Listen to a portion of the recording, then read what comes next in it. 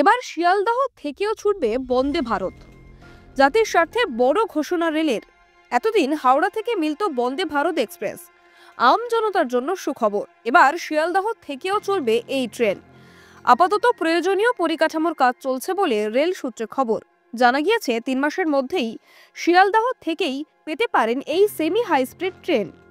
Rail সূত্রে খবর, Kolkata terminal লাগোয়া কাশীপুরে আধুনিক কোচিং ডিপো তৈরি করা হবে। তার জন্য খরচ হবে প্রায় 250 কোটি টাকা। ট্র্যাকের কাজও হবে। কাজ শেষ হলেই শিয়ালদহ থেকে বন্দে ভারত ছুটবে।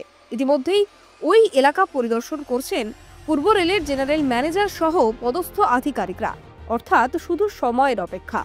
উল্লেখ্য, রেলের তরফে সারা দেশে বন্দে ভারত চালানোর সিদ্ধান্ত নেওয়া হয়েছে কয়েক বছর আগে। তালিকায় স্বাভাবিকভাবেই ছিল বাংলাও। এ রাজ্যে প্রথম বন্দে ভারত চালু হয় হাওড়া থেকে নিউ জলপাইগুড়ি রুটে। এই মুহূর্তে রাজ্যে মোট 9টি রুটে চলে এই সেমি হাই স্পিড ট্রেন।